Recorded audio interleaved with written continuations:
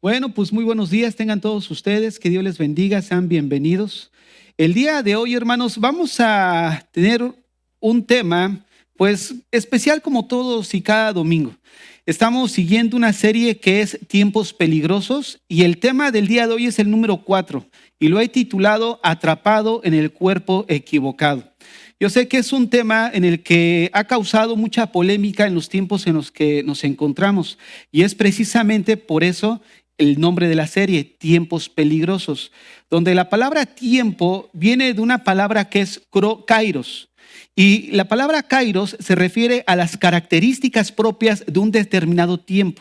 La palabra peligrosos viene de un término que es chapelos, que significa ásperos, difíciles de abordar, donde habla de la carencia moral o la desprovisión moral de todo, de una generación, de un tiempo determinado. Y es precisamente en lo que nos encontramos, tiempos peligrosos, donde realmente hay una confusión incluso en la identidad de cada individuo. El día de ayer, hablando de esto, les compartí a los matrimonios que vi por ahí una situación en Facebook de un hombre canadiense que él era de oficio mecánico. Y que de alguna forma él ya rebasaba los 50 años y de repente se identificó como una niña. Y tú lo veías un señor ya pues mayor, ¿no? De 50 años, pero con el aspecto de niña, ¿no? Vestida como niña infantil, sus trencitas y toda la onda por ahí. Y tú dices, bueno, pues ¿hasta dónde hemos llegado? Y bueno, esta es la confusión en la que nos encontramos y quieren de alguna manera adoctrinar pues a la generación que viene detrás de nosotros. Entonces, fíjense que ahora que sabemos que cada año, ahorita aquí ya tenemos la posibilidad, hacemos un congreso anual, que es el congreso Comprometidos con su Palabra. Y va a ir en ese enfoque, rescatando la generación que viene. Ese va a ser el enfoque y vamos a hablar de esta situación, cómo poder nosotros rescatar de alguna manera la generación que viene detrás de nosotros. Va a ser de mucha edificación. Entonces, el tema que vamos a abordar es atrapados en el cuerpo equivocado. Hemos estado hablando del surgimiento de falsos maestros, maestros que han surgido dentro y fuera de la iglesia.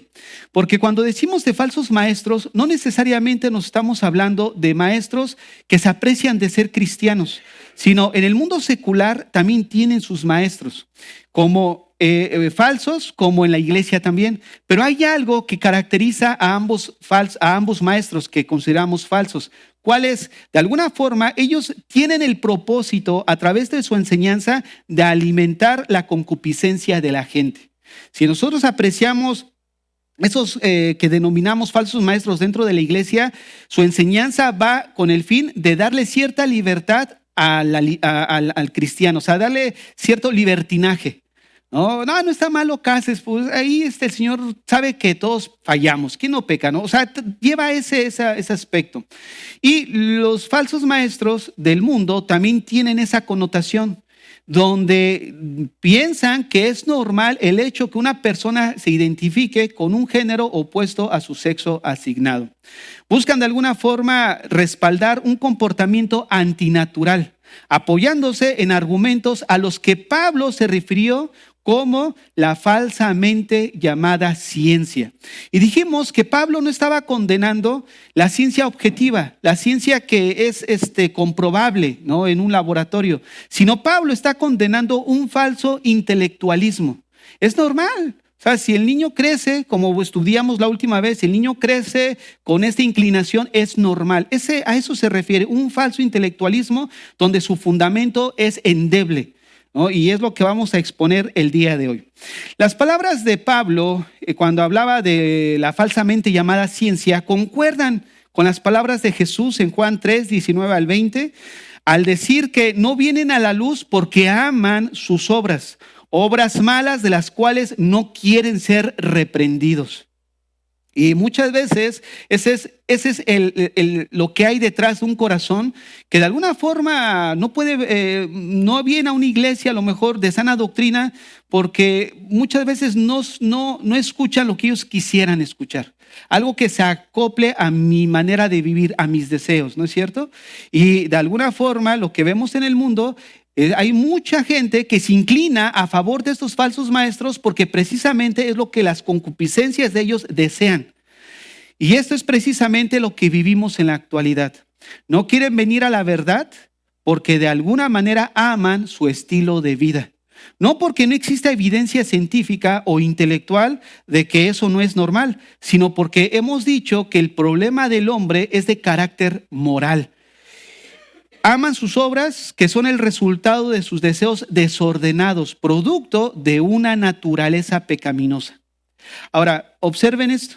Al ignorar lo que la Biblia enseña de la naturaleza pecaminosa del hombre y su subsecuente comportamiento, los hombres que se dedican al estudio del comportamiento no saben cómo tratar con comportamientos que son denominados trastornos. Y uno de esos es el trastorno de identidad de género. Anteriormente se conocía como un trastorno. Pero, ¿qué es en sí esto de la identidad de género?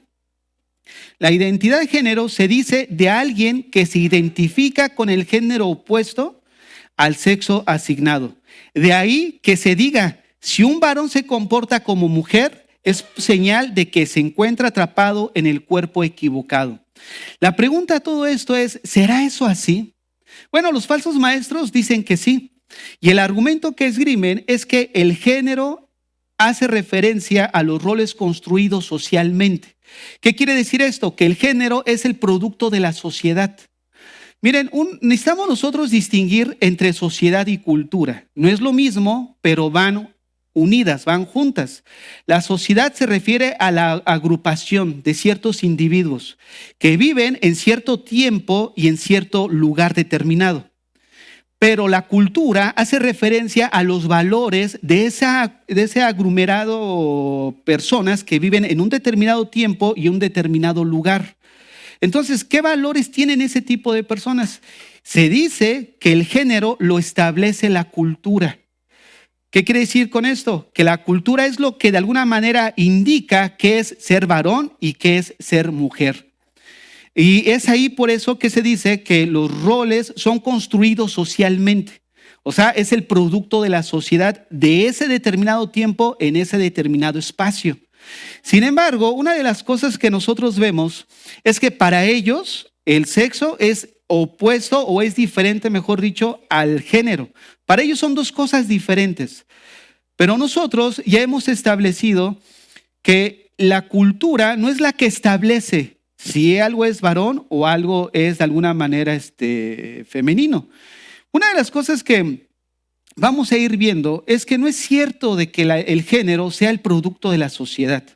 Miren, algo, o mejor dicho, no lo que es socialmente aceptado como varón, hace varón a una persona. ¿Qué quiero decir con esto? Porque muchos de ellos dicen, si ese individuo que nació juega con balón, juega con una pelota, juega con carritos, es brusco, entonces ese rol que tiene o esas actividades que tiene lo definen como varón, según la sociedad. Pero si nace una niña con un sexo asignado femenino y tiene ese mismo rol, entonces es un niño, solamente que está atrapado en el cuerpo equivocado. O sea, vean cómo de alguna manera tratan de hilar o de respaldar una conducta que de alguna forma la Biblia desaprueba. Y nosotros hemos dicho que lo que es verdad no lo define la sociedad. Lo que es verdad lo define la fuente propia de donde brota todo principio de verdad, que es Dios.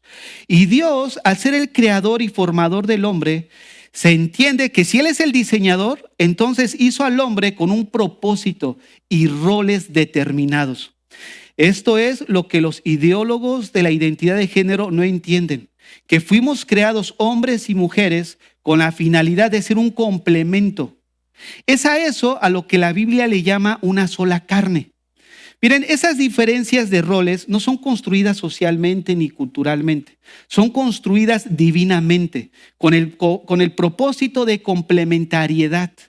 O sea, que el hecho que el hombre y la mujer sean distintos no es el problema que sean distintos. Al contrario, eso Dios lo hizo así. ¿Por qué? Porque es un principio de complementariedad, lo que la Biblia llama una sola carne. Por eso es una ayuda mutua. Y esta es la razón por la cual muchas personas, después incluso de modificar su cuerpo para tratar de coincidir con el género con el que se identifican, continúan teniendo problemas de depresión, problemas psicológicos, porque han violado el diseño original. Fíjense nada más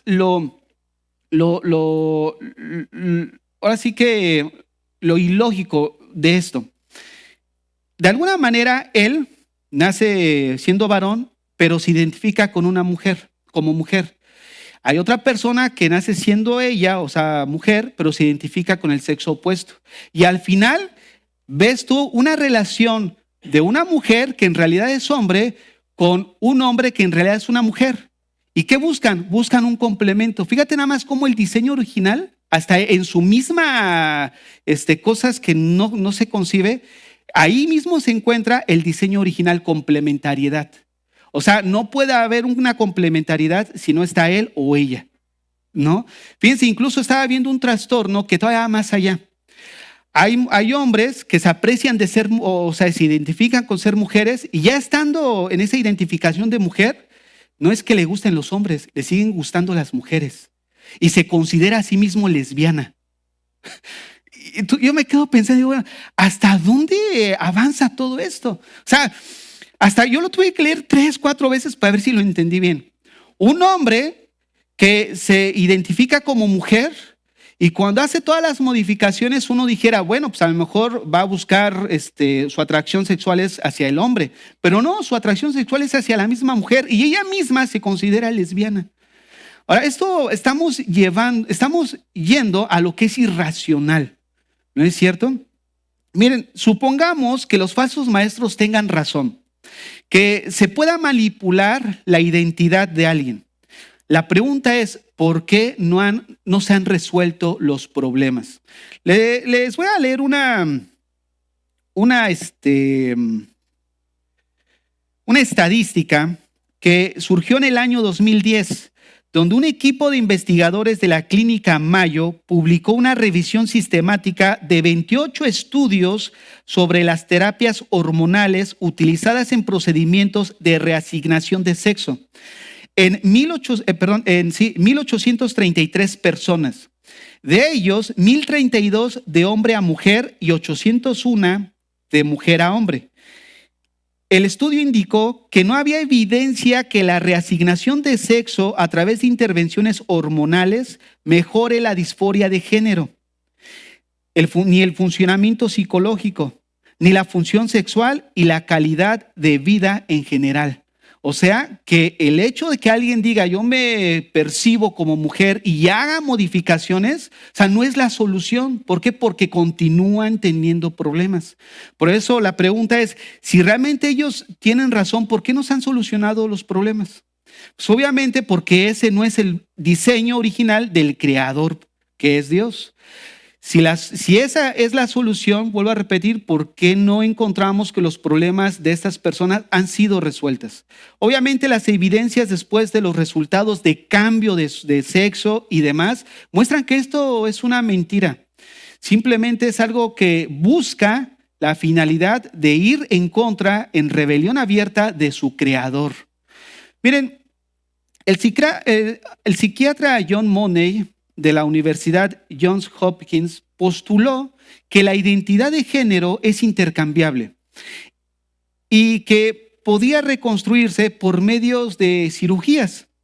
Para él, que un niño se identifique con un determinado género solo requería reconstrucción genital al sexo que él se deseaba y la creación de un ambiente propicio para que se identifique con ese género. ¿Qué quiero decir con esto? Que él dice que si nace un niño con aparato reproductor masculino, simplemente se puede hacer una operación quirúrgica, hacerle una vagina y crearle a su entorno un ambiente femenino y el niño que nació con sexo asignado varón puede cambiar su género si le creamos le recreamos un ambiente femenino. Le llevamos muñequitas, lo vestimos de niña, le pintamos sus uñitas y de alguna manera esa persona que nació siendo varón al final se va a identificar con un género opuesto al sexo asignado. Esto es lo que este psiquiatra llegaba a pensar. Ahora, los pacientes más famosos de este doctor fueron los gemelos Bruce y Brian Reimer. Estos gemelos nacieron sin ninguna anomalía genética o sexual. Ellos incluso son canadienses o eran canadienses, nacieron aquí en Winnipeg, Canadá. Sin embargo, ellos a los 7 meses, su pediatra les recomendó una circuncisión por problemas que ellos tenían al orinar. Resulta que el día de la operación, el doctor que iba a hacer la intervención no llegó por una nevada terrible que cayó. Su asistente decidió llevar a cabo el procedimiento, pero lo hizo mal. De tal manera que en la operación el pene del primer gemelo fue dañado por la máquina cauterizadora y al final tuvieron que amputarle el miembro.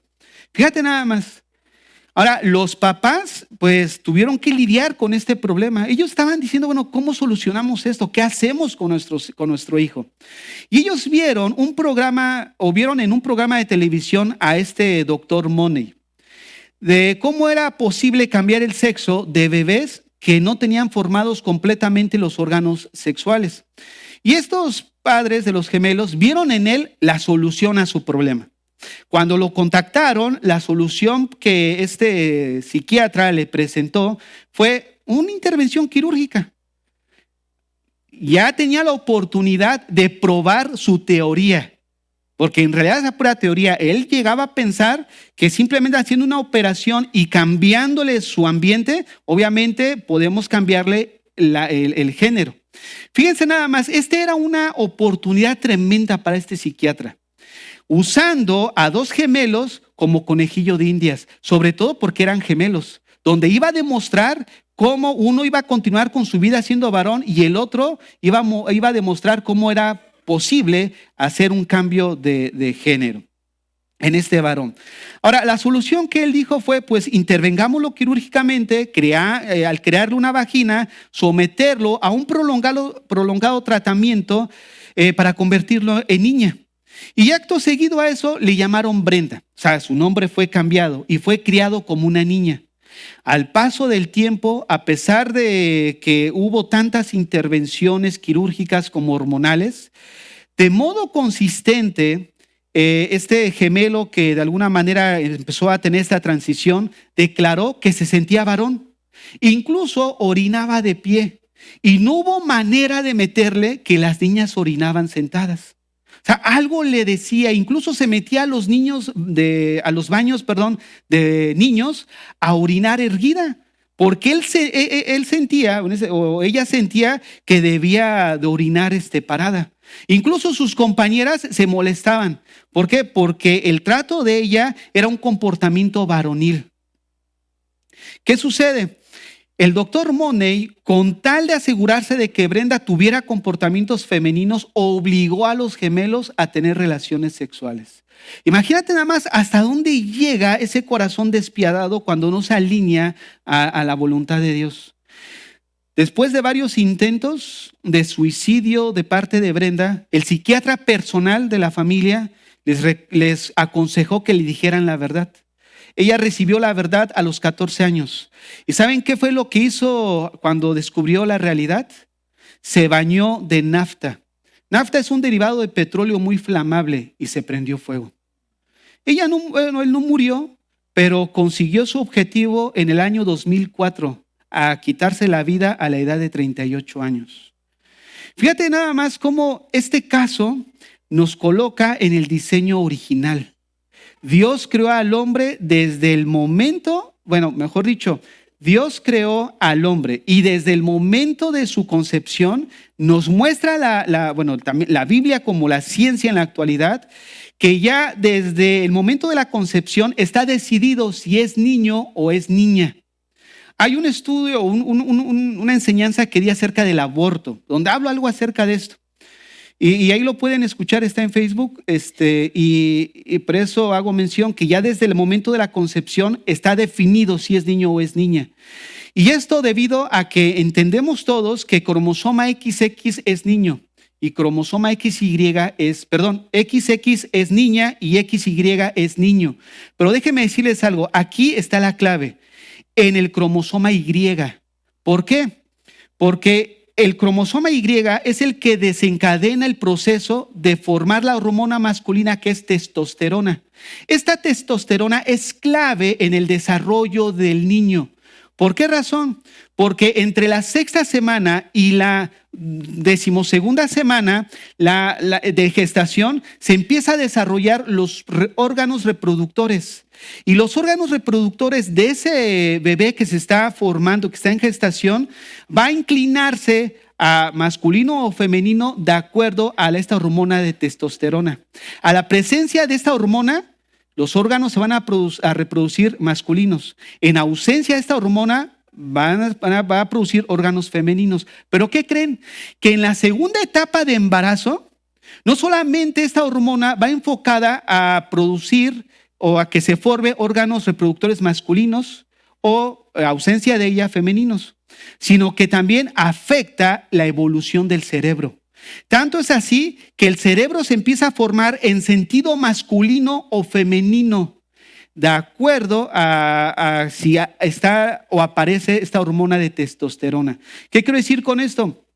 Que esta hormona que viene y se desencadena por el cromosoma Y es la clave para de alguna manera ver si va a ser niño o no solamente si va a ser niño o niña, sino incluso en su cerebro. ¿Qué implica esto? Que nacemos con cerebro femenino y cerebro masculino.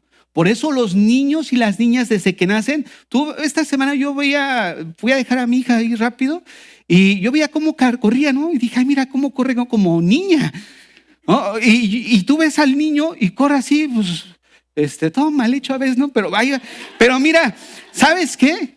Puedes notar una diferencia. ¿Quién les enseñó a caminar así? ¿Quién les enseñó a las niñas pues ahora sí a traer sus uñitas? ¿Quién les enseñó? Ya viene desde su cerebro, hermanos. Miren, déjenme decirles algo. Es en este periodo que acabo de mencionar, en la segunda etapa del embarazo, cuando surge el sentimiento de ser hombre o ser mujer. ¿Qué quiero decir con esto?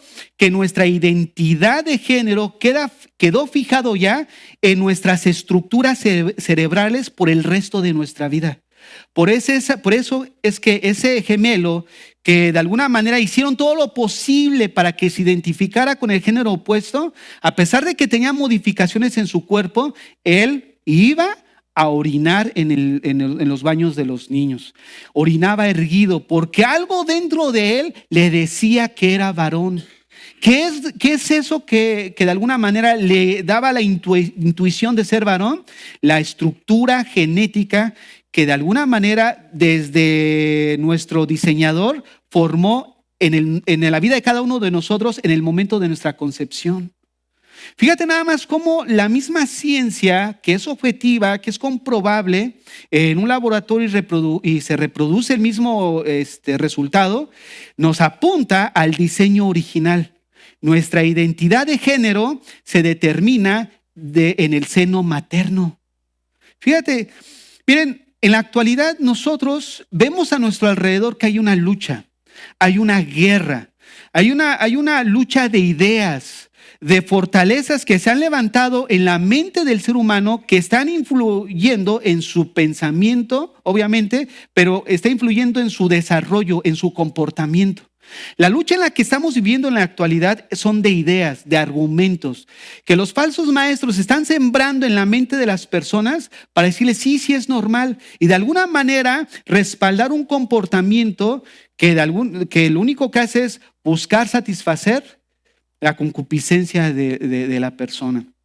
Ahora, parte de esto lo vimos en el estudio pasado y no quiero reiterar y ahondar más en eso. Para que de alguna forma quede todavía más clara esta enseñanza, pueden escucharla de la vez pasada que se llamó La verdad en guerra. Y ahí decíamos y contestábamos por qué el niño se comporta como se comporta. O sea, por qué el niño al nacer, a pesar de que a lo mejor no hubo ninguna influencia y los papás pueden dar testimonio que desde niño tenía cierta inclinación, nosotros ya respondimos que eso se debe al pecado original. ¿Cuál es el pecado original? Esa naturaleza pecaminosa en la cual todos nosotros heredamos por el pecado de Adán y Eva y que de alguna manera nos inclina ya naturalmente hacia lo malo, hacia el pecado. Entonces, vean segunda carta a los Corintios, capítulo 10, del 1 al 5, para que veamos cómo desde los tiempos bíblicos el apóstol Pablo ya nos indicaba que nos encontramos en una guerra.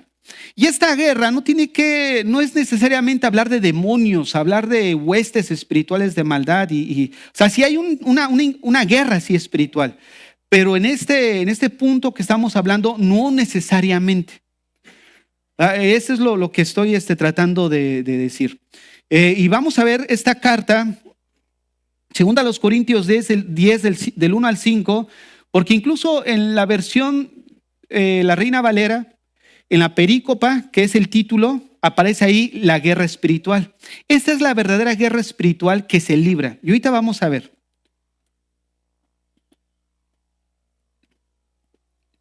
Comienza diciendo el texto: yo, Pablo, os ruego por la mansedumbre y ternura de Cristo, yo que estando presente ciertamente soy humilde entre vosotros, mas ausente soy osado para con vosotros. Ruego pues que cuando esté presente no tenga que usar de aquella osadía con que estoy dispuesta a proceder resueltamente contra algunos que nos tienen como si anduviésemos según la carne. O sea, como si anduviera hombre natural, ¿no? Según la carne se refiere a un hombre natural, sin dominio. Ahora vean lo que dice ahí el verso 3. Pues aunque andamos en la carne, no militamos según la carne. ¿Qué quiere decir esto? Pablo reconocía que todavía estaba aquí, en este mundo terrenal. Es andar todavía en las cosas que obviamente son terrenales, ¿no? Tenemos esa relación todavía con la mundanalidad. Hablar de la mundanalidad no es en un tono pecaminoso, sino mundanalidad es todo contacto que tenemos con las cosas de la tierra. Vas a un trabajo que no es cristiano, vamos a tiendas donde no son cristianas y los dueños obviamente no son cristianos. O sea, a eso nos referimos. Todavía tenemos vecinos que no son cristianos. Estamos interactuando con la mundanalidad, con cosas terrenales. Eso es lo que Pablo decía: estoy aquí, pero no me conduzco como el hombre natural. O sea, con esa libertad de pecar. Es lo que Pablo está diciendo. Repito el verso 3. Pues aunque andamos en la carne, no militamos según la carne. Y observen esto: porque las armas de nuestra milicia no son carnales, sino poderosas en Dios para la destrucción de fortalezas. Pregunta: ¿cuál es la arma que nosotros tenemos como cristianos? La arma que nosotros tenemos como cristianos fue la misma que usó nuestro Señor en Mateo 4, cuando el diablo se atrevió a tentarlo. ¿Qué le dijo el diablo? Si eres hijo de Dios, di que estas piedras se conviertan en pan. Si eres hijo de Dios, aviéntate, ¿no? Y a sus ángeles mandará.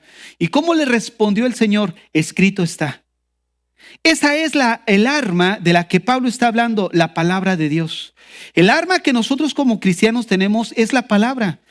¿Cómo lo podemos ver? Si alguien nos dice, aunque yo sé que este tema es algo que nosotros entendemos y la finalidad simplemente es tener argumentos bíblicos para poder nosotros refutar esto y de alguna manera instruir a nuestros hijos. Si alguien nos dice, no, pero es que él nació así.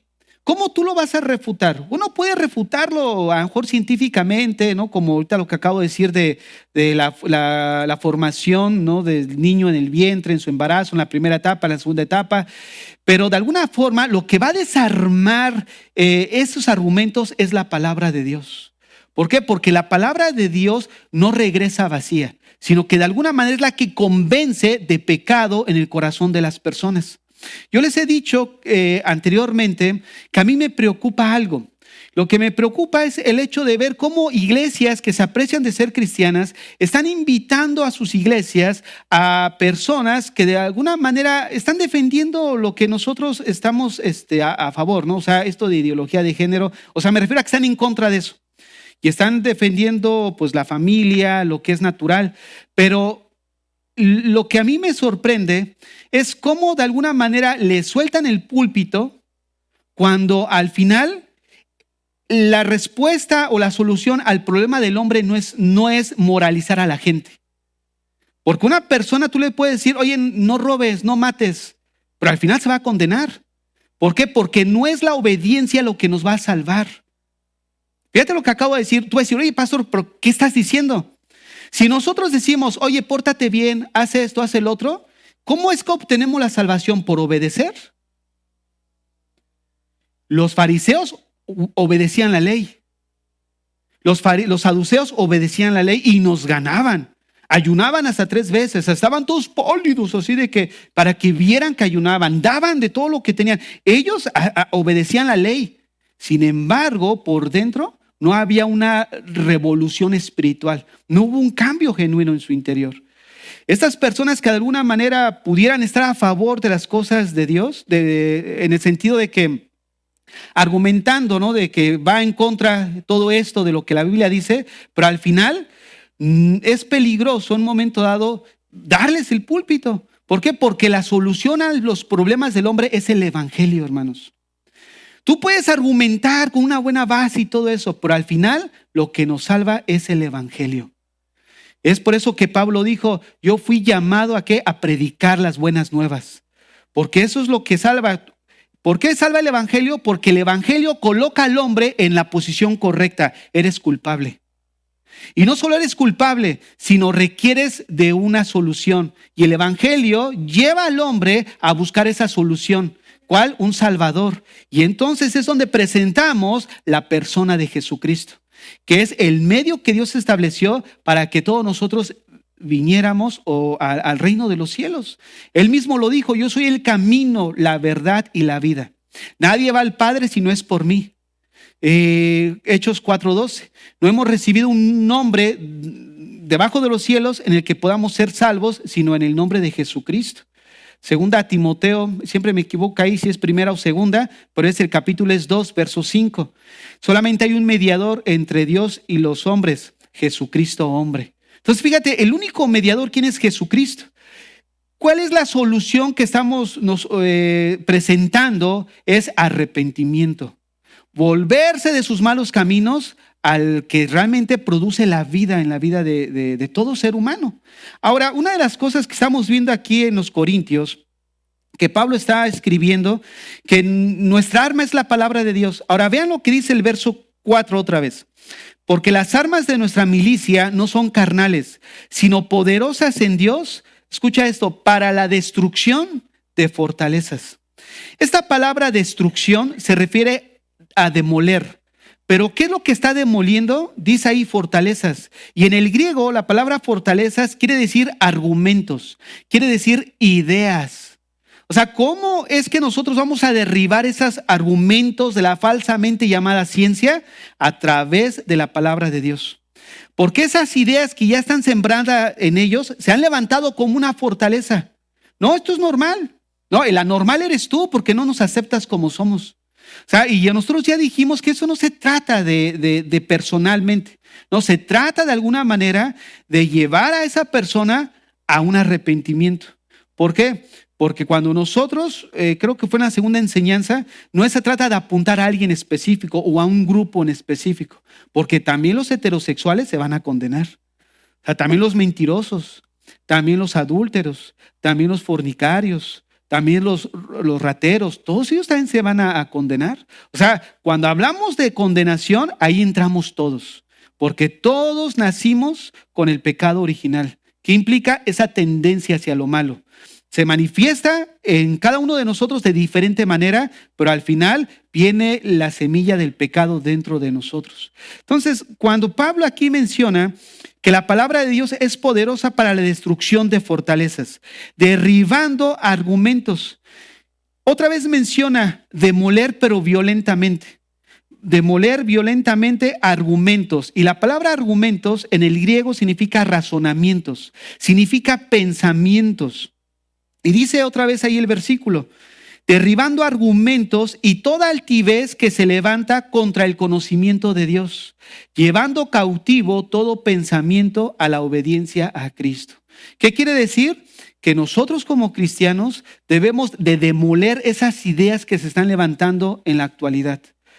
Y de alguna manera nos quieren vender y aceptar que aceptemos la mentira, como lo he mencionado en otras ocasiones.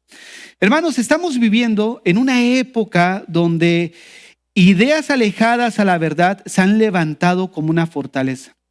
Y estas ideas, producto de un falso intelectualismo, se ha levantado contra Dios y de alguna manera está llevando a las personas o alimentando la rebelión abierta que de hecho ya se encuentra en el corazón del hombre. O sea, le están llevando todavía más, alimentando esa conducta. Creo que la enseñanza pasada decíamos, ¿qué hacer cuando nosotros vemos que un niño tiene esa tendencia, ¿no?, hacia cosas que no son propias de su sexo asignado?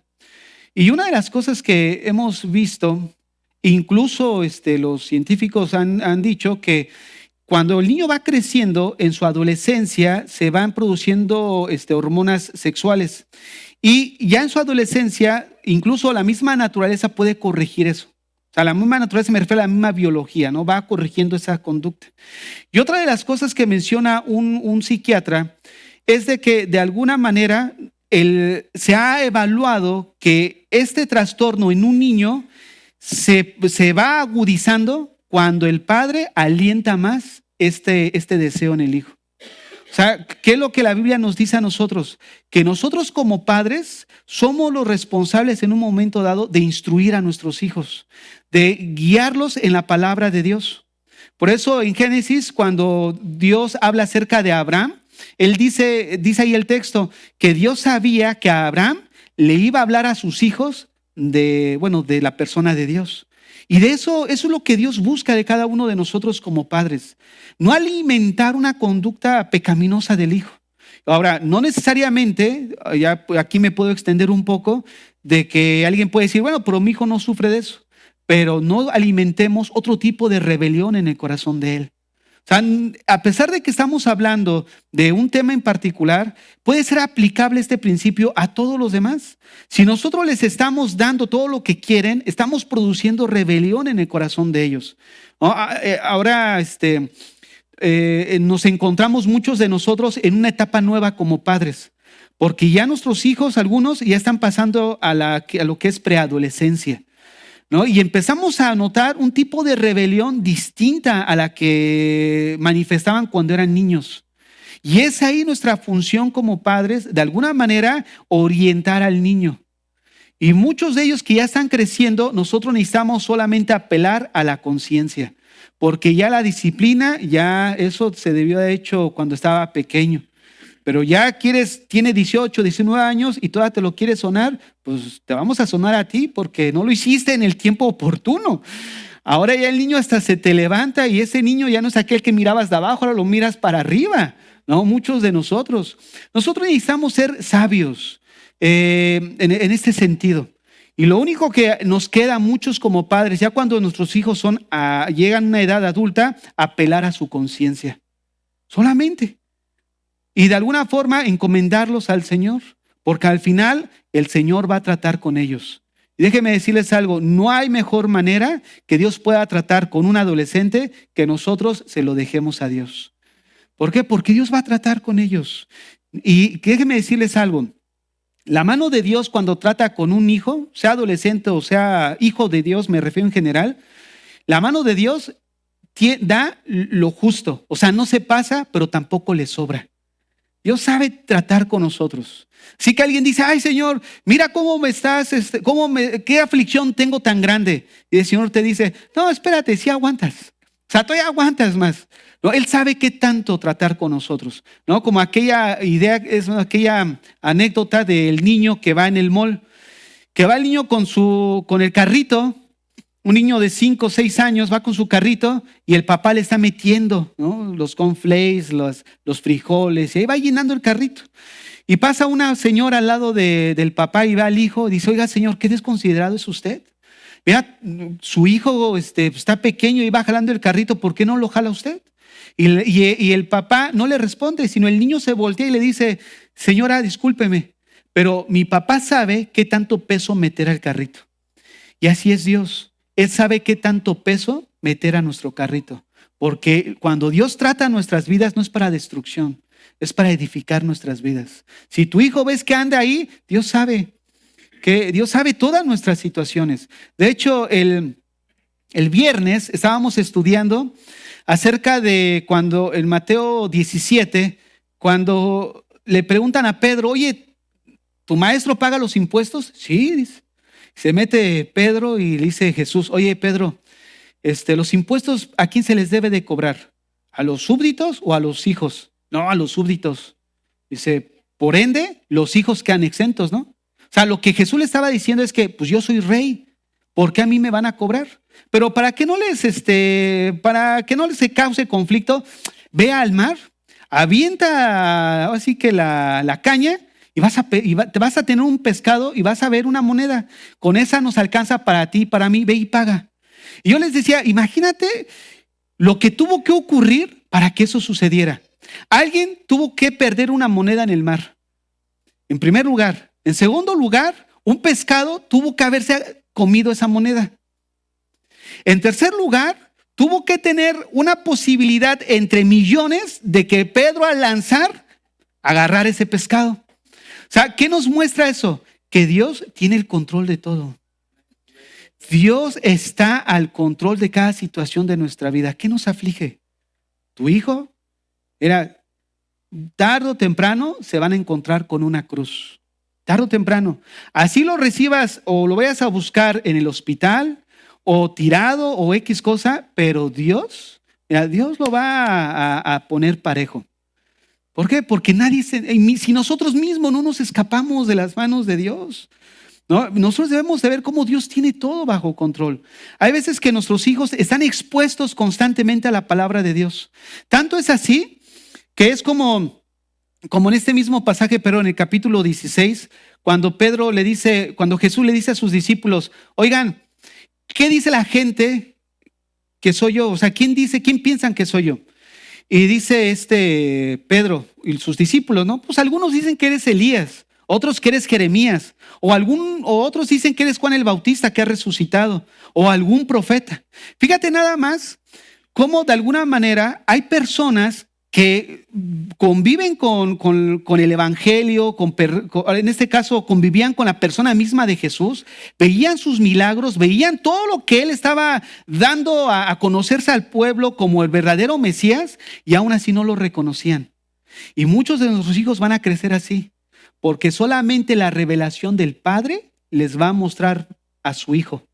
Y es lo que nosotros debemos de esperar, que la revelación de Dios venga a ese corazón y corra el velo espiritual que tienen, que esa venda espiritual, y vean a ese Jesús al que tanto se les había enseñado por años. Y así está el mundo. El mundo no ignora de Jesús. Sin embargo, no tienen la revelación de quién es Cristo. Hay gente, incluso hay personas que estudian de la historia de Cristo y estudian de su persona y eso, y son ateos. O son teólogos liberales. ¿Cómo te explicas eso? Porque están tapados, están vendados espiritualmente. Hasta que no se les corre el velo, pueden ver la persona de Cristo.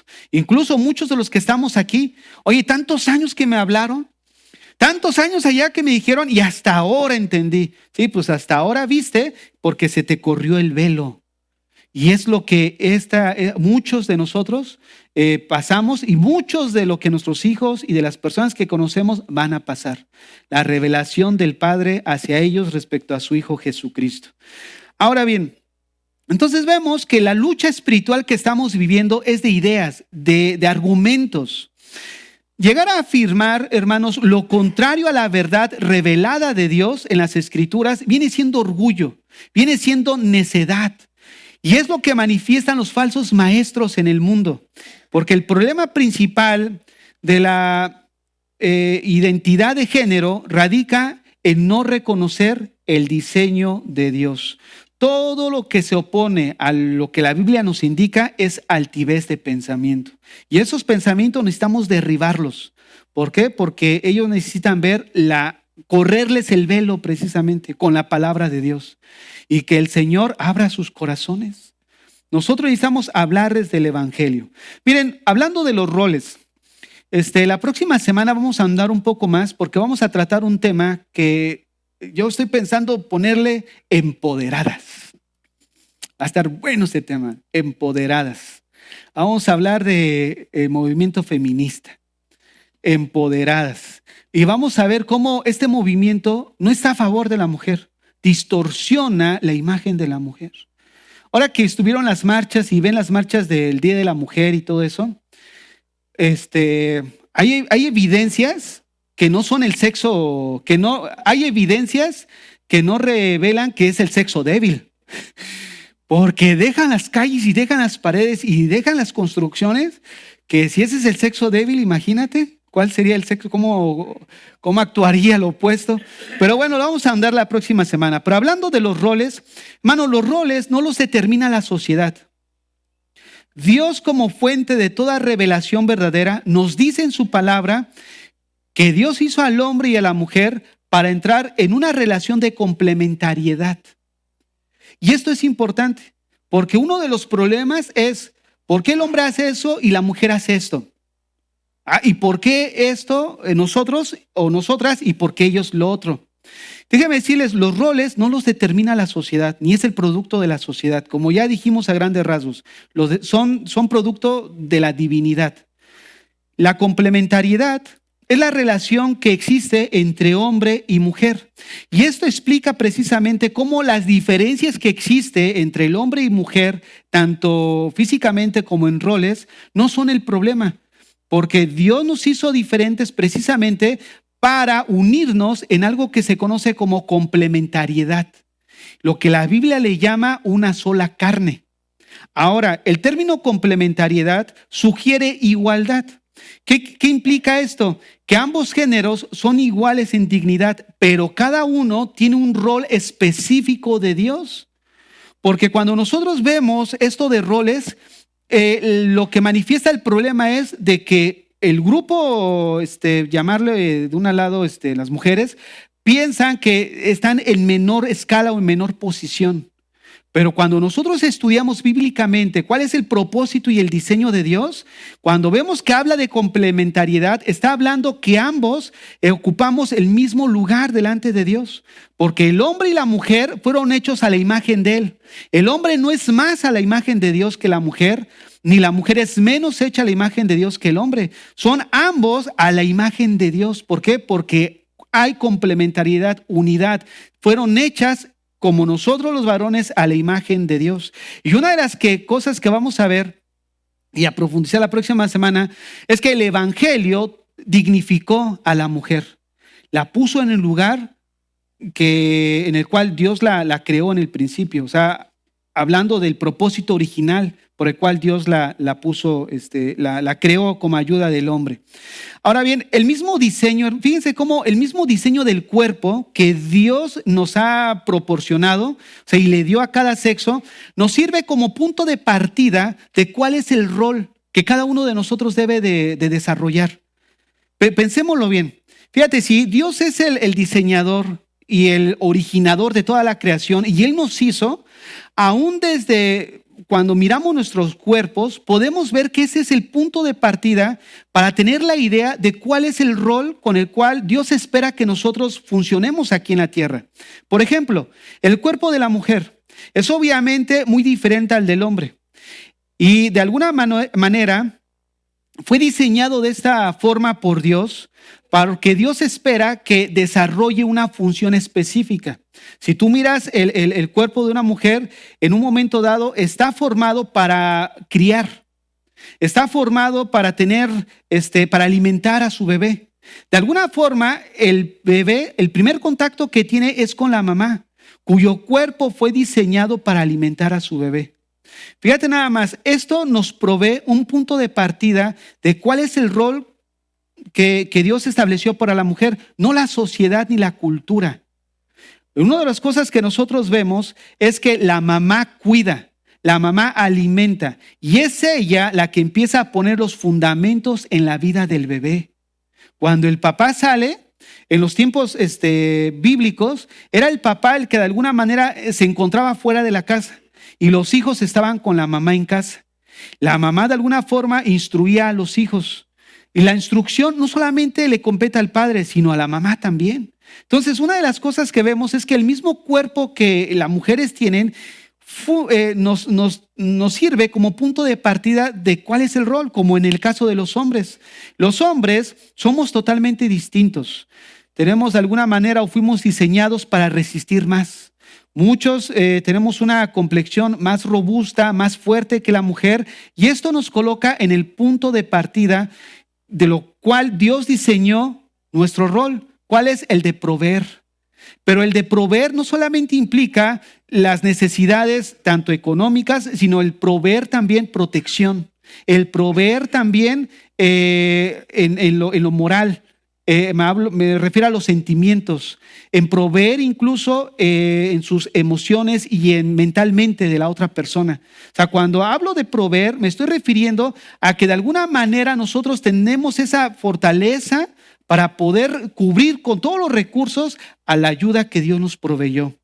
Miren, la Biblia nos muestra cómo el rol que Dios diseñó para cada sexo encuentra su punto de partida aún desde el mismo cuerpo que Dios nos dio. Y salirnos de este diseño provoca todos los conflictos psicológicos que vemos de las personas. Hermanos, la evidencia es clara delante de nuestros ojos. Los roles, si nosotros pudiéramos a lo mejor ubicarnos como en muchos debates se dice, ¿no? Bueno, aquí no hablemos de religión y hablemos de Dios. Hablemos simplemente de cosas neutrales, ¿no? Dejando fuera la religión. Pero fíjate, si dejamos aún afuera los conceptos bíblicos, la misma, como ellos utilizando su vocabulario, la misma naturaleza y la misma biología del cuerpo de nosotros, nos da un punto de partida de cuál es el rol que cada uno de nosotros debe de tener dentro de la sociedad.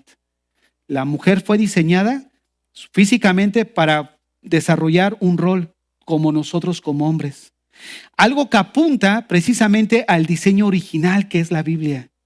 Hermanos, nuestras armas no son carnales, son espirituales. Y es la palabra de Dios con la cual nosotros debemos de derribar esas fortalezas que se han levantado, que están influyendo en la conducta de las personas. Nosotros somos la sal y nosotros somos la luz. Hermanos, que nuestras vidas lleven el evangelio a todos aquellos que se encuentran cautivos espiritualmente, cautivos mentalmente, que los llevan a tener una vida de frustración. Nosotros tenemos esta luz para poder alumbrar a los que están a nuestro alrededor. Yo espero que estas enseñanzas que hemos estado teniendo de alguna forma nos fortalezcan en nuestra fe, pero sobre todo no solo nos fortalezcan, sino nos sirvan de argumento para en un momento dado enfrentar cualquier situación en la que pudiéramos vernos ahí en un momento dado que pudiéramos pasar.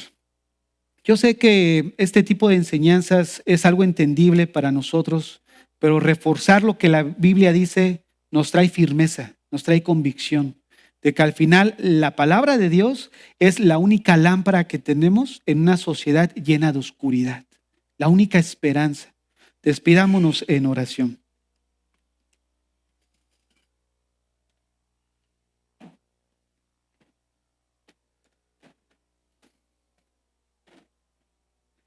Padre, en esta mañana te damos gracias, Señor.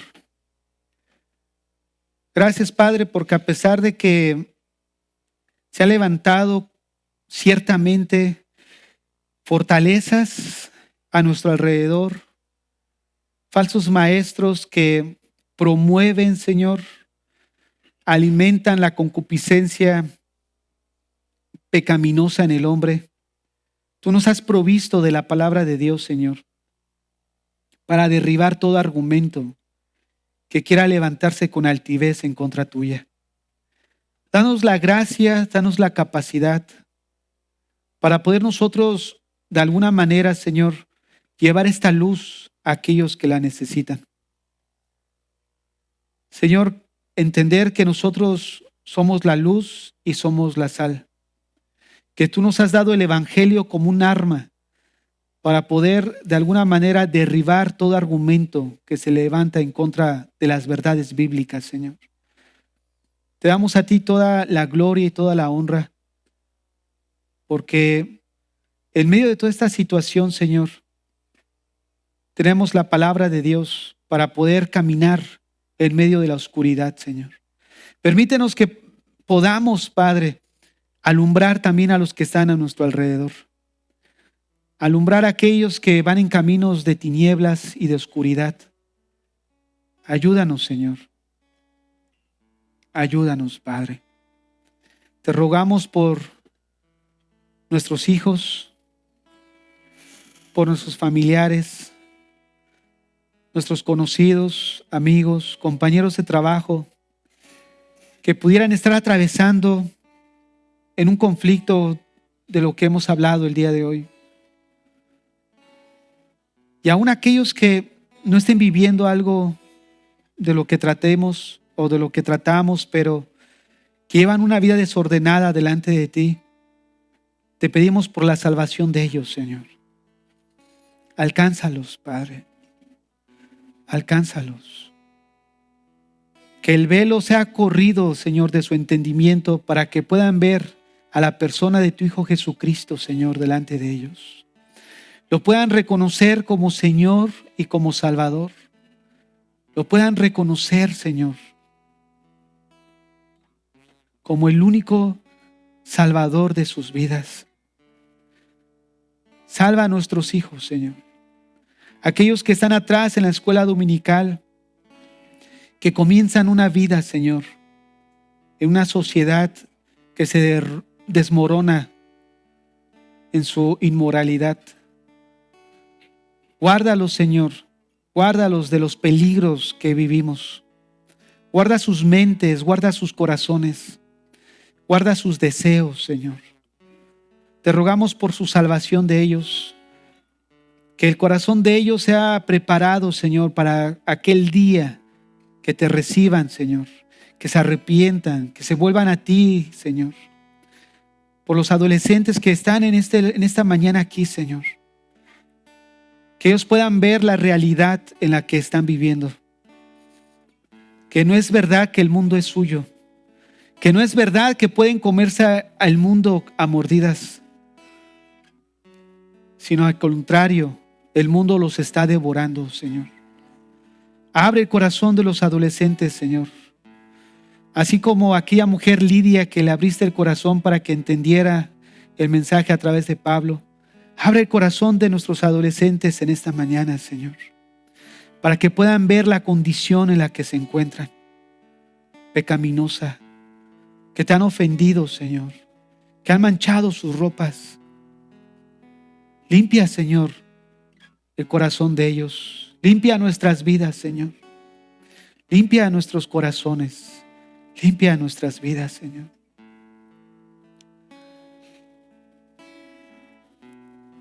Limpia nuestras vidas, Señor.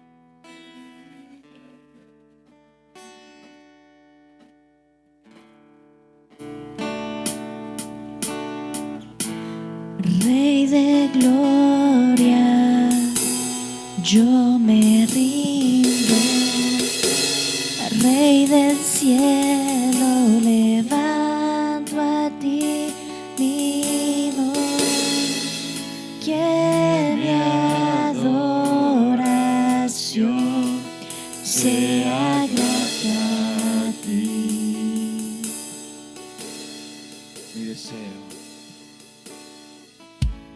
Mi deseo